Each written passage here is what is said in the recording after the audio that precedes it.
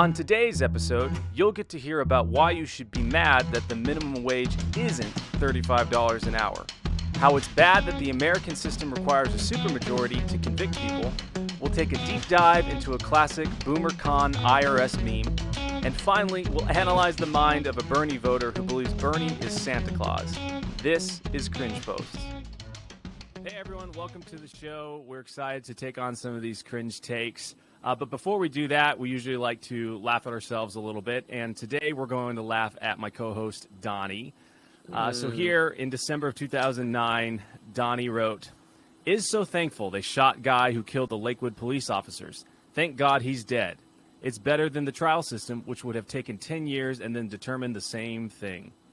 So I remember when we were selecting this, the thing that was funny about it was this was during the time period for Facebook when you referred to yourself in the third person. Yeah. You could. It's dated that way as if the December 1 date didn't give it away, the 2009 year. But this might be one of the worst cringes just because it's so confidently wrong. Like that's... You know, for all of my bad takes, I don't think I was usually so authoritative with something so horrible to say. This one's really bad. This one's really bad. Thank God he's dead. That's that's brutal. I think, you know, we've said this, but there is a grain of truth, and I criticize the trial system because our court and legal system is not good. Right, the bureaucratic mess of how many years it can take to get your sentencing and how expensive it is and all that, very obviously very costly and very inefficient and unfortunate. But I don't think that that's a good justification to thank God he's dead. You know, the guy can be a monster, but ultimately if you deny people their day in court and you deny people the right to a trial, or you're celebrating the fact they didn't get that, you end up with a much more punitive society than you probably should be hoping for in the long run. Yeah, and I can't remember really on this one, but I think it was still a violent confrontation, right? So he was probably going to die no matter what. But... I don't know. I don't think so. I believe, really? if I recall correctly, I think it was something like there were 4 police officers in a coffee shop, and the guy comes in and just guns them down and then like leaves. If I could be misremembering, but I think that's what it was. So it was obviously, you know, he was not a good dude, and I'm not trying to say that now. I'm not like having a change of heart saying, oh well, you know, this murderer really it wasn't. You know, he was just a troubled lad or something. Obviously, he was a bad dude, but like you don't want people to end up dead in a confrontation. You want justice to be served, really. Even if it's through an imperfect, bad system like this, I think a private court system would probably do a much better job. But thank God he's dead is just, oof. It's not a good look. Yeah. It's just awful all the way around, right? Like both things are a bad situation, but... Yeah.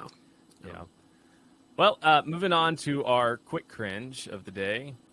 We've got this person that says, "You're not mad that someone else might soon make $15 an hour. You're mad because you should be making $25 or $35, and you should be mad. Refocus. Your enemy isn't the poor schlub who's finally getting a few more crumbs. Your enemy is the billionaire who's been robbing you of a just wage all these years." What I love about this is the assertion you should be making 25 or 35. It's so obviously flippantly like, like where does it stop? The problem is I've liked this analogy I've heard recently where when you talk about wage increases in terms of dollars like that, you're not measuring real value. So it's like saying, I'm 6'1", and then in 2 years saying like I'm 73 inches tall. Like, you haven't made any more money just because you've increased your increment. Or, you could even say, I'm actually measured as like 12 feet tall. It doesn't matter. If you haven't actually grown, you haven't grown, and you're still the same height. No matter what denomination you use to measure, whether you artificially increase the number or you artificially increase the increment you're using, if you're not creating real value or you're not actually growing, nothing changes. Yeah. What's funny is when people imply the word should, usually that means you have some reason for why should, right? Because that implies that there's a logical reason for $25 or $35. Yet if you ask this person, hey, like, what do you mean? Like, why should they make 25 or 35 or 1,000? Why not $10,000 an hour? And they don't have any good reason for it. And they've never, and it's because it's weird, man. They've got like some, I don't know. It's like some internal compass about like certain dollar amounts meaning certain amount of things or something like that. And it's just kind of what feels right. And what they don't understand is there's actually science behind, why people are paid what they're paid. And it's as simple as if you generate, $9 worth of value, you're probably going to get paid $8 in a wage, right? Like that's just how it goes. You're always going to get paid a little bit less than what you generate in value because any business has to make a profit or else they don't exist. Yeah, and when you were saying, they don't have an answer to the should be paid, they do have an answer if it's on the low end, right? If you're saying, well, why should they be paid up to 25? And they'll make a humanitarian argument. They'll say, because nobody deserves to only live in X condition. But you're right. When you flip it and you say, okay, but you flip the script, why shouldn't they be making $10,000 an hour? They won't be able to answer you on their own terms because the answer they've given you is a humanitarian one about how there should be a certain, living wage or whatever they want to say. But if you keep increasing that, they can't tell you, well, that's too good of living for that person. Like, then you can play the card. Wow, that's really offensive that you don't want everyone to be living like kings. Yeah, and you know what's kind of ironic is the last sentence is your enemy is the billionaire who's been robbing you of a just wage all these years. Like that is correct, right? Like all the money that's been printed, all of, the Federal Reserve constantly increasing the money supply and increasing inflation, that is robbing people of a just wage, right? Like $1 30 years ago is not worth what $1 is. It's worth way more than what $1 is today. So these rich billionaires and banks and these people who the crony corporatists, they are robbing us of a just wage, but they are robbing it by increasing the money supply, which what you'd have to do to increase a minimum wage to $25, $35, $10,000 an hour. And right. So there's all like these people are cool in that they get it, right? They understand that they're being screwed over in some way, but they're like focused on the wrong syllable, right, of the problem. Yeah. Well, and of course. The other aspect of this is when you zoom out in the grand scheme of things, these people think that they are the oppressed class and there is this oppressor. And like you mentioned, there are aspects of that are correct, right? The inflationary tactics and cronyist deals between government bailing out businesses, those kinds of things, yes. But they also fail to realize they're in the top 1% of the globe if they're making over $32,000 a year. They're in that top 1%, right? And so you can make this argument about what you should be getting paid and all this, but they also need to understand that when real value increases, your standard of living increases as well. Yeah. So even the poor schlub making a few more crumbs, let's say you don't give them the wage raise and you don't have like these inflationary tactics, but the economy grows still. Even if they're not getting a real value pay increase, what's usually happening with productivity increases in general and a growing economy is that the cost of things are going down and the standard of living is going up. So even if there isn't an actual pay increase in real value, regardless of the dollar amount, usually life is still getting better for these people. And what happens in a normal trajectory, of course, is that people don't stay stagnant in terms of real dollar or real value or dollars that they're making either. Most of the time, people are going to gain better skills, are going to get a better job, those kinds of things, and they're going to climb up. But this kind of argument really tries to make sure that people aren't going to want to grow and they aren't going to try to climb up that ladder to get a better paying job and create more value and work harder because they just want to artificially increase the access they have without doing anything more, without creating any more value, without producing anything more efficiently. It's interesting what you're saying about like standard of living. Like I've got like a soap in my shower and on it says, hey, like look on the bright side, no matter how bad your day is going to be, you're going to smell better than 99% of all kings that have ever lived, right? By wearing our soap. And that's true. Like for like $3, I can buy this soap and I smell better than a king from 500 years ago, right? Ever did.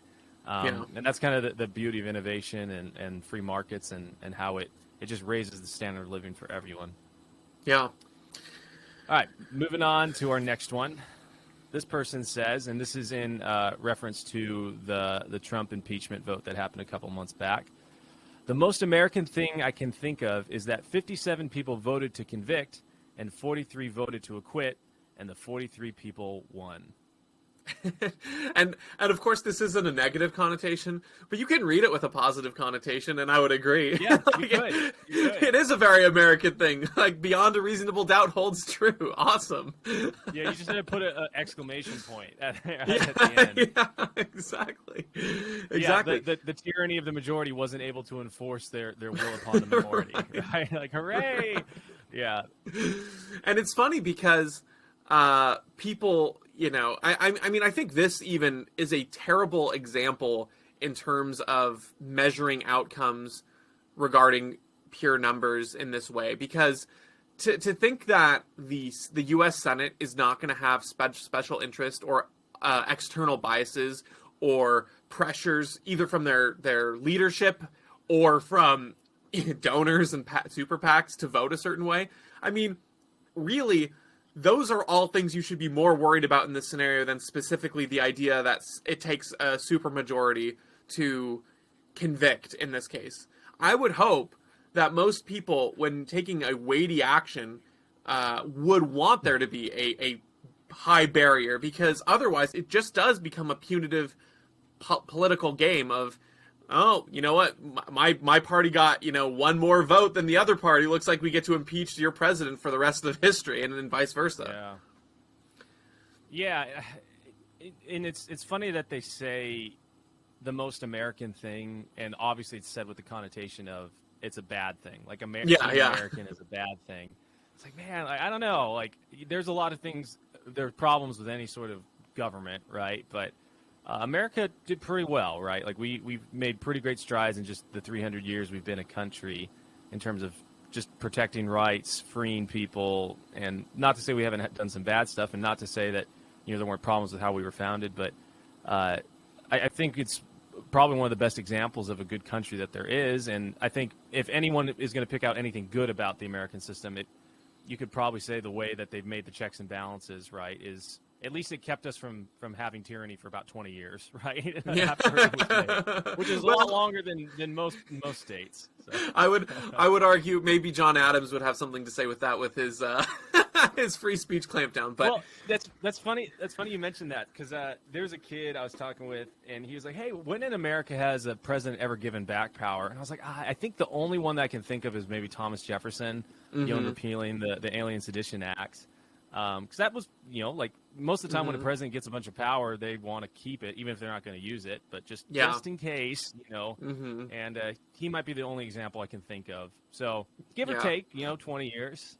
I agree, John Adams the worst, but but it is funny though, because the people, the fact that you're pointing out how American is in this derogatory term, I hadn't even thought about this. It makes me laugh even more that they are less, they think American is sort of this derogatory term, and yet their derision is for the fact that you cannot be punitive and take the power from the most powerful people in America, roughly speaking, to enact whatever will they want. So it's very American that there's a preventative power measure that stops Americans from doing something.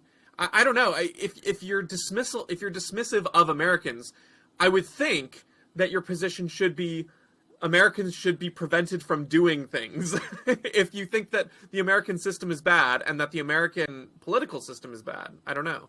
That's funny. Yeah, that's funny.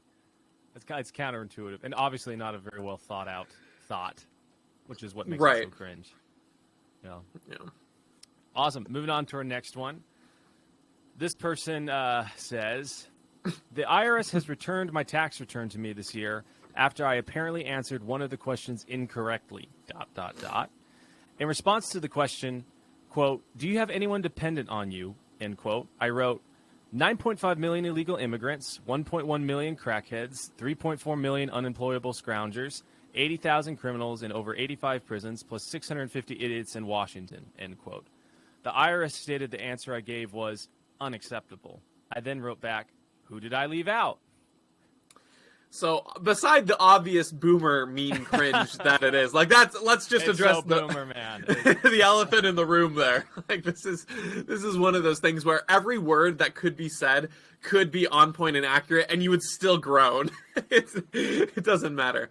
But this is the classic diagnosing a problem correctly and totally misdiagnosing why it's a problem. Like the end result of, oh, the IRS is taxing me, or Social Security's going out, or tax benefits are going to these things, is the problem. Yes, that's right. And then blaming it as this big like illegal immigration and like crackheads, and it's like, why are you not actually focused on the right thing here, which is the whole apparatus that is providing the means through which you are funding these things? Why is that not your primary complaint here? Not like, I'm happy to pay my taxes, but there's just all these irresponsible people that are taking my money. Yeah. It's like the classic sort of bootlicking, I'm a good American who pays my taxes to support, but I can't believe the way that my money's going. It's like, maybe that's because it's by design, maybe paying your taxes is inherently going to go to things that you're not going to agree with, and that's what makes paying taxes not a good thing. Yeah, it's because we just had tax season upon us.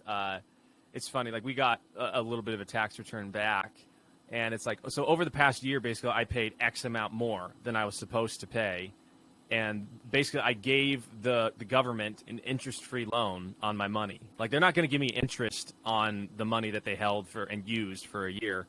Yet, if they came back to me after I did my taxes and they found that I owed them money, they would charge me interest on the money that I hadn't paid them, right? And so it's like, I don't think that example just shows, like, this is theft, right? It's a one-sided agreement enforced at the end of a gun that says, hey, unless you pay up, with interest, you're going to jail. And if you resist going to jail because you think it's wrong that I have a claim to your money, then I'm going to shoot you, right? And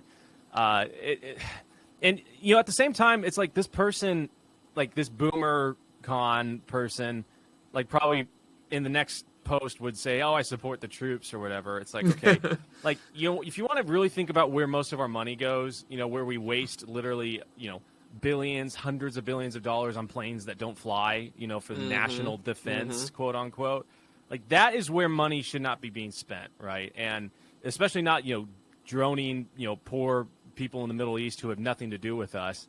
That's where a lot of this money is going and being wasted, literally blown to pieces.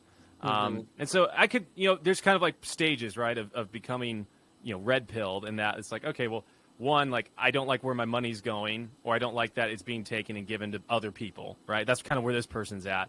But then two, it's like now realizing that, oh, what we're really funding is mass evil. Like, we are the empire with stormtroopers and TIE fighters all around the country or the world, right, blowing things up. And then after that, it's like, okay, yeah, this is all theft. It's wrong to take people's money no matter what it is, without it being voluntary. And maybe this person will get there, right? That's kind of like, that's why we look at our own cringes at the beginning, is like, well, look how bad and stupid we were, and right. Maybe we'll look back on some of the views we have today and think that as well. But everyone's growing, and yeah. Well, and when you're talking about sort of the wide empire there, you misspoke and said country. But even if you think about within the country and the police state that we have in so many different ways, I would suspect, based on this kind of post, this is also the kind of person who probably doesn't like a lot of the limitations of freedom, like probably would complain about fireworks ordinances in their neighborhood or lockdowns from a governor for business. That strikes me, and maybe that's an unfair assumption to make, but I don't think it's too off the mark. But they're still happy to fund that apparatus, and they're still happy to. They complain about the 80,000 criminals in over 85 prisons, but they don't realize that there's a good amount of those who are people who for if you're going to look at it in a who deserve to be there. There are some, but so much overpopulation of police or of prisons is from a police state that punishes nonviolent criminals. Yeah, and so again, you can complain about, oh, I'm funding all these people in prison, but why are you not complaining about funding the very apparatus that puts them there when they shouldn't be there, and that creates that problem? So, yeah, like you said, hopefully they can come around. This isn't, you know, the most opposite take I've ever read from the truth, but it is kind of cringy when they get close and then swing and a miss. Yeah, and it's an enthusiastic swing, right? Yeah, is what makes it so boomer-esque. Yes. All right, so that brings us to our long-form cringe. And this person writes, sorry to get political, but I see a lot of memes about Bernie being like Santa and giving free things to naive young adults and people with no money, and I'm just trying to put it all together. Isn't voting supposed to be about the majority winning? And if the majority needs free things and has no money, then in theory, it would benefit the majority to vote for Bernie. You should vote for what benefits you the most. And if Bernie's proposals benefit the majority the most, then what is the issue? Really, really hope this person never ends up sort of washed up on shore of a deserted island where there's 5 people and there's no food and they're all got to vote to eat someone. It's like, well, I don't know, 4 people voted to eat her, and like, benefits the majority. It's also like, it's funny that they mention naive young adults. It's like there's nothing more naive than just believing that because someone says this is going to benefit you, it actually does, right? Yeah. Like that's Bernie's like, this is going to make you rich, or this is going to, you know, I'm going to pull you out of poverty, or I'm going to make life better, and you're going to have free health care, and you're going to be healthy and rich, and all this stuff. It's like just because you say it doesn't mean it's actually true, and that's like the definition of being naive, right? Is believing something without actually any knowledge of why you believe it. Right. And yeah. Anyways, go for it. You're gonna say well, yeah, I was just going to say that then the naivete of thinking the things are free, and I want to take it a step further than sort of the traditional conservative. Someone pays for it, because that's true, right? When you give a benefit or service, someone does pay for it. But I don't think it's even just in the abstract. Someone else pays for it, because that's not altogether convincing to a population of young adults who have grown up in a system that has, to some degree, treated them unfairly. What you and I would, again, prescribe to government bailouts of these big corporations and inflationary tactics and whatever, and, you know, the housing market debacle where the government was backing up these horrible loans from these banks and stuff. So they're right to sort of, in the abstract, think, well, if it's this rich person paying for it who's screwed me over, then it does benefit me. But the thing is, it's not just someone else paying for it. You pay for it yourself through your taxes and through the opportunity costs when these services are given away and the quality of the economy and the productivity drops. When the standard of living is going to actually like lower and adjust for the potential that's been taken out of it. Just in the same way as if you have like an investment that's earning interest and you take some of that money out of that investment, you're going to get less interest on, you know, because you want that money now to spend for something else. In the same way, if you start providing these services from the government for free for some people, generally speaking, you're taking that out of the most productive sectors of the economy, and you're not allocating it in a way that the market sees as efficient. And, you know, besides all the administrative and bureaucratic costs that end up eating away so much of that, you know, cost initially, that makes it 3 times more expensive than if a private sector were to provide a service. By the time it releases, you provide a very low quality service for people who end up paying for it in so many other ways through higher costs or potential lost, as well as, you know, the money that actually gets taken from the top taxpayers and whatnot. Yeah, I'm trying to think of a scenario or mindset that I have to be in to type out the phrase, you should vote for what benefits you the most. And it's not, I mean, I guess they're not wrong. Like, I guess people do what is in their best interest, right? But there's just something really inherently selfish about that, like, mindset. It's, and just not just that mindset, but like that perspective of how people should function, right? And, because it's almost said with like a total disregard for the future. It's betraying your future self for your present self today, right? Because they're not willing to think about the future. It's like, well, you know, if I, you know, spend all of our money, if I put, you know, every American in debt $60,000, you know, for a $2.3 trillion stimulus bill and give everyone back, you know, $1,200 of that, now that sounds good for now, right? Like that benefits you of today. It's kind of like, Homer Simpson, like that's future Homer's problem, right? Like that's what they're doing here. Uh, and that's what's so sad about it, right? Is these people don't realize it's like, it's not actually in your best interest to vote for these things, right? I know, like you said earlier, like it is a very conservative argument, but things do cost things, right? Like right, yeah. Money has to be spent. And yeah, sure. You might think, even as unethical as I think it is to say, like, well, I think it's okay to go take it from this billionaire over there. Like, that's stealing. Stealing is unethical. Mm-hmm. If that billionaire, took it from you unethically, then sure. Like, you have some right to reclaim that income or that money or that product or whatever. But regardless of like that, like, you are harming yourself because it's like, okay, like, how are you going to pay for these things? I think Bernie's healthcare plan, I think it was like $30 trillion or something like that over 10 years. And it's like, okay, to pay for that, if you like liquidated everything that Google and Amazon and Facebook has, like all their assets, all their stock, everything, they didn't exist anymore. I think you could pay for like 6 months or something like that of the program, which is nuts. It's like, okay, like the world is infinitely better by having, those companies in it. What you're saying is you would trade having those companies in existence for this healthcare thing that isn't even going to do a very good job, right?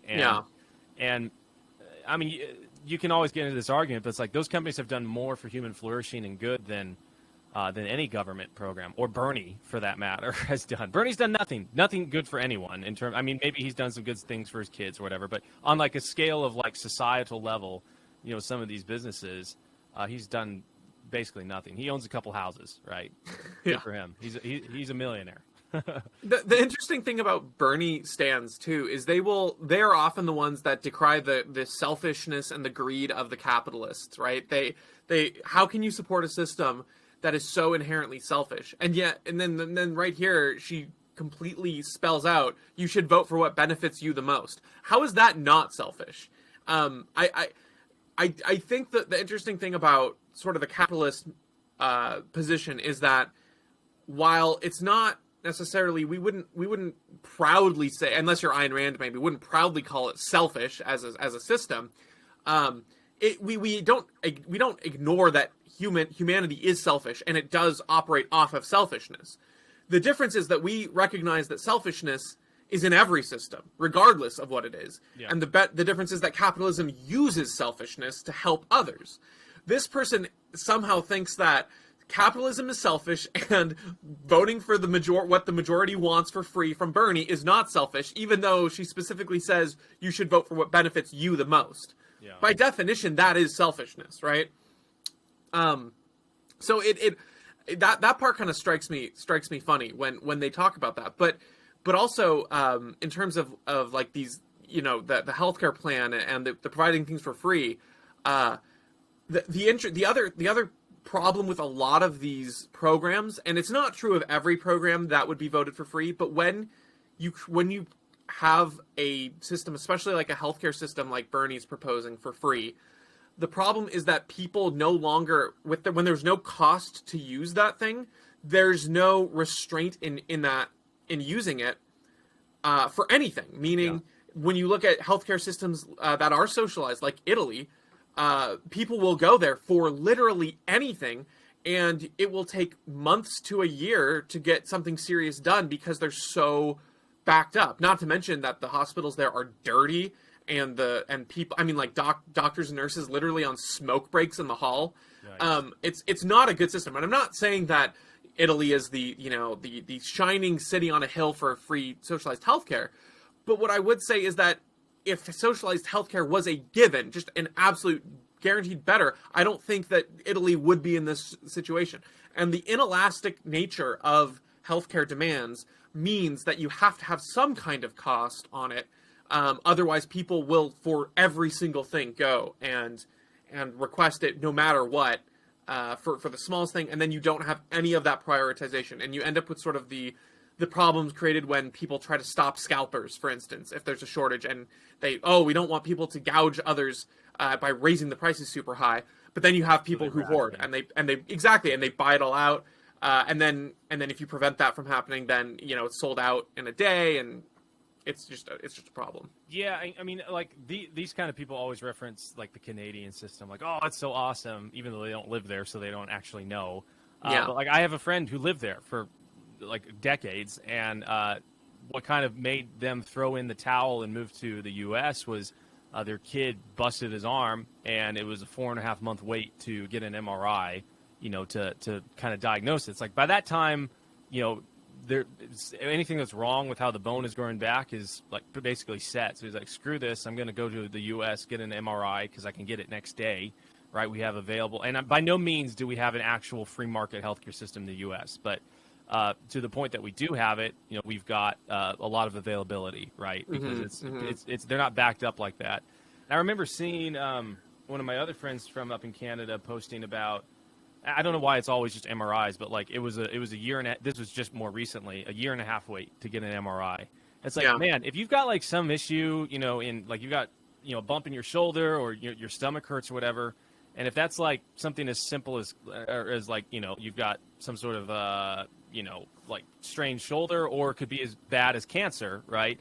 In either scenario, you need to know like right away so that you can start addressing it. Like literally months matter when diagnosing cancer.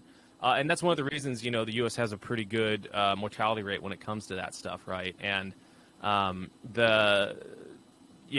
people that like have those types of issues up there, it's a big bummer because they're not able to get the healthcare that they need when they need it. Sure, it's free, right? It's free in that they've already paid for it, without whether they use it or not.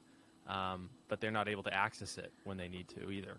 So. Yeah, and of course, the other thing is when you provide these free benefits and these free, so whether it's healthcare or others, in this, another way that you hurt yourself, of course, and it doesn't end up benefiting you the most, is you drive out any kind of alternative private option. And so while that may not sound bad, like, well, why would I want something that I could pay for if I can just get it for free?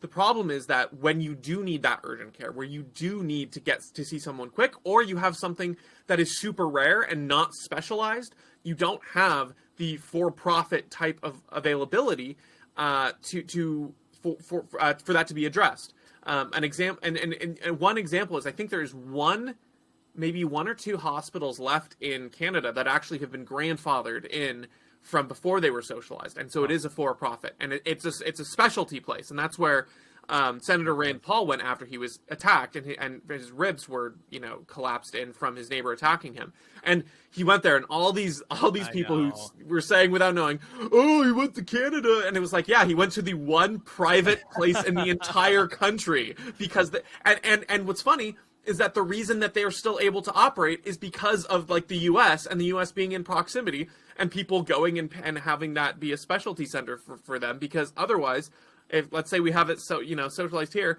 you're probably not going to be able to have a lot of people who are going to be willing to pay the cost. They'll wait it out for whatever it is, and then it's too late. So there's kind of jumping topics, but it's similar to the one of the first posts that we did today. Is her second line. It says, isn't voting supposed to be about the majority winning? Yeah. If the majority needs free things and has no money, then they should do that. And there's this weird, I don't know where it happened or what caused it. I mean, I do, the public school system. But there's this weird emphasis that the majority is right. And I don't know why that became something that was needing to be pushed, in the public school system and in, a lot of different popular culture. It's like, man, if you lived in Germany, the majority thought something that, was pretty wrong, right? Yeah. And just because it's just weird that that's become like majority is or democracy is an ethical way to govern. If that's, I mean, the simplest thing, if that is your actual paradigm, these people generally don't have coherent worldviews that wrap around logically, because if that was your paradigm, well then, goodness, it seems to me like Bernie didn't win, so you better drop any semblance of his ideas, because you're in the wrong, because the majority of the Americans rejected his ideas. And that's it. I think it probably has to do with I think within each of us human natures, like we've got like this belief that individuals are important, right? Mm-hmm. And I think that like for someone that doesn't think about that very often, the easiest way to like wrap that into a system is like, well, everyone's voice needs to be heard. If everyone's voice needs to be heard, then whoever has the most amount of voices or loudest voices, that's the most important one, because it's the most of individuals. I can't remember was it Plato who was like democracy inevitably leads to tyranny, right? It was him or was Aristotle? I can't remember which one. But he's right? And that's like why we're not a democracy. And it's so crazy to me, we're not supposed to be a democracy, but like all these different kids are like, no, like America's a democracy. You even see it in like Star Wars, right? Like where it's supposed to be like a mirror of like the good U.S. It's like my loyalty is to a republic, to democracy. It's like, no, like the U.S. is a republic, constitutional republic, like individual states, that have their own autonomy and, the protection of individual rights. And, as you and I would prefer, the protection of individual rights all the way down to individual sovereignty, right? Like where I can say, this is my property, like I am separate from even my town or city or state or whatever. Mm-hmm. But I'm not sure where I was going with that. But well, let me pick up on there because it is interesting because I think that this strain of that defending the idea of democracy and people like in this, talking about how the majority needs free things or whatever.